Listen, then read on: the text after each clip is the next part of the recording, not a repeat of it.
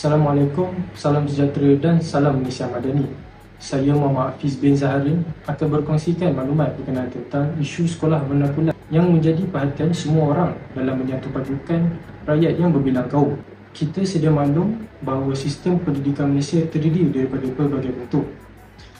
Dalam kata lain, sistem pendidikan kebangsaan di mana sekolah kebangsaan menggunakan bahasa Melayu sebagai bahasa pengantaraan dan sekolah vernakular menggunakan bahasa ibunda iaitu bahasa Mandarin atau Tamil sebagai bahasa pengantaran mereka.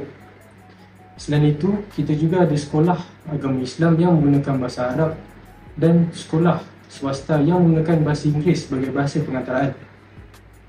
Isu sekolah vernakular tidak pernah selesai sejak tahun 1950. Krisis pertama berlaku apabila Bunch Report 1950 diwartakan untuk dilaksanakan di Malaya oleh pihak kolonial. Sehinggalah hari ini, sekolah vernakular menjadi duri dalam daging dalam pembinaan sistem pendidikan kebangsaan. Persoalan ini menarik perhatian kepada isu bahawa pendidikan pada satu pihak ia memupuk perpaduan nasional, manakala pada satu pihak yang lain pula pendidikan menjadi punca perpecahan perpaduan negara. Justru itu, untuk topik sekolah vernakular ini, kami akan menemu ramah seorang guru yang mengajar di Sekolah Menengah Kebangsaan Tun Hussein On Dua, iaitu Puan Wan Doraniza binti Wan Daud, mengenai pendapat beliau tentang wujudnya sekolah vernakular ini.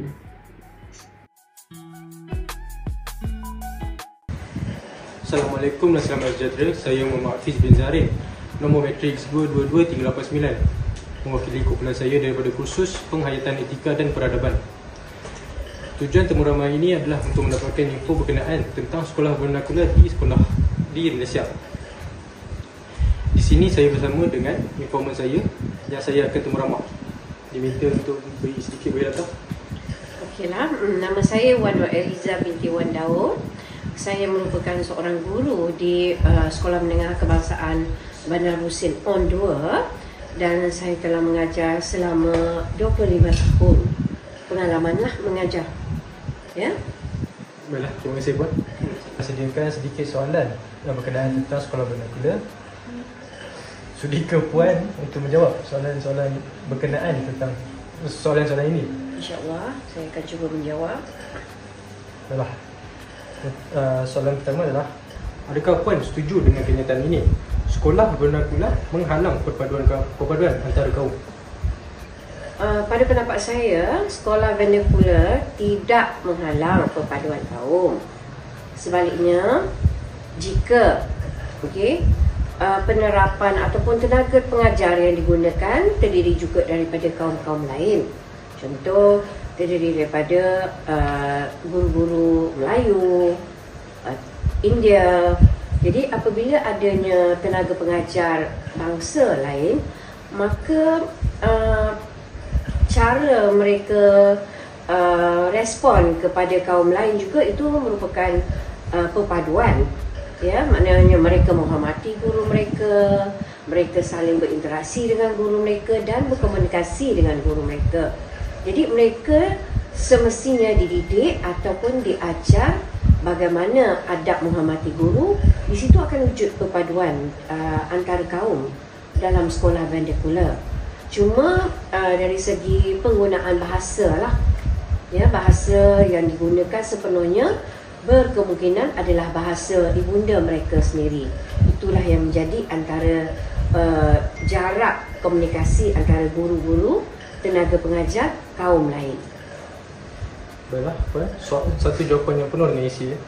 Seterusnya, adakah Puan rasa sekolah vernakular perlu dimansuhkan?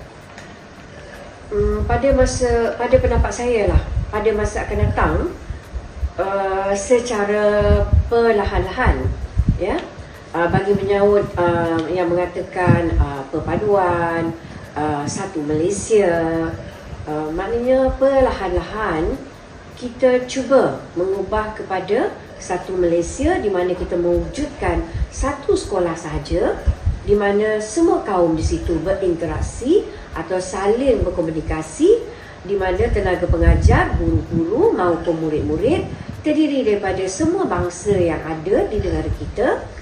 Dan di sekolah itu juga, melalui sekolah itu juga, bukan kita terus masukkan bahasa ibunda mereka, pengajaran bahasa ibunda mereka, kita selitkan di dalam mata pelajaran, wujudkan, dan bangsa lain juga boleh mengambil subjek tersebut ataupun mempelajari bahasa bangsa lain.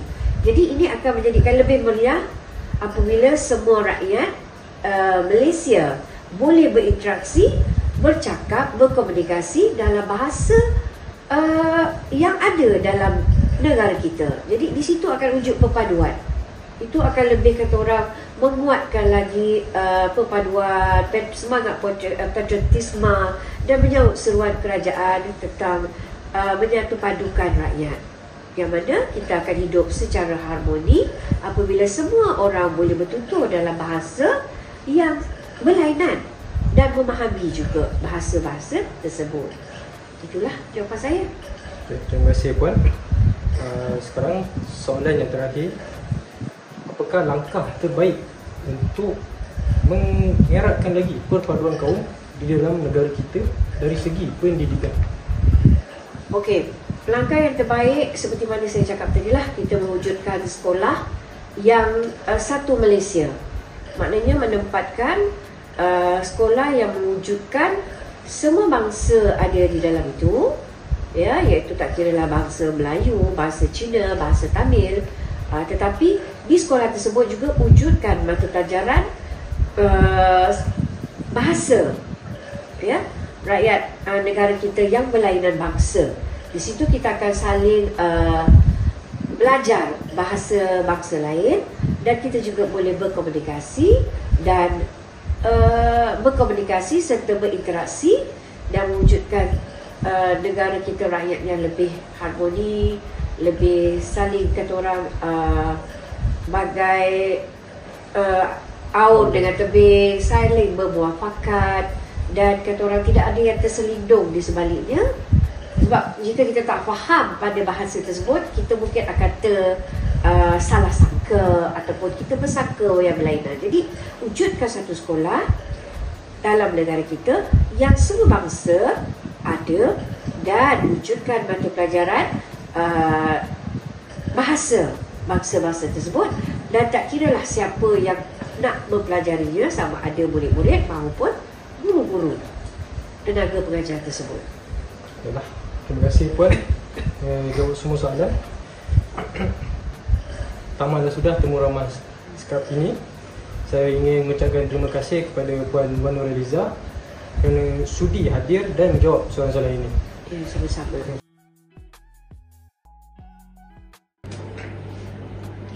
Kami juga dilakukan soalan selidik menggunakan pautan Google Form dan seramai 20 orang telah memberi pendapat mereka mengenai tentang sekolah vernakular. Antara soalan yang kami sertakan ialah, adakah sekolah vernakular memberikan impak positif? Dan sebanyak 66% orang setuju, manakala 34% orang tidak setuju. Soalan seterusnya adalah pendapat mereka terhadap kenyataan sekolah vernakular menghalang perpaduan. Sebanyak 70% orang setuju, manakala 30% orang tidak setuju. Soalan yang ketiga pula ialah, adakah sekolah vernakular perlu dimansuhkan? Sebanyak 80% jawapan bersetuju, manakala 20% tidak setuju. Kami juga bertanya jikalau mereka mempunyai sebarang cadangan atau idea untuk mengeratkan lagi perpaduan daripada segi pendidikan. Kebanyakan cadangan memilih untuk mewujudkan satu sekolah saja, tetapi memasukkan semua bahasa ibunda di dalam sekolah itu, seperti bahasa Cina dan bahasa Tamil. Ini secara langsung akan mengeratkan lagi perpaduan kaum di negara ini. Kesimpulannya, rakyat negara ini dapat bertutur dengan menggunakan bahasa ibunda kaum-kaum lain. Ini dapat menjadikan negara kita, Malaysia, lebih harmoni, makmur dan indah.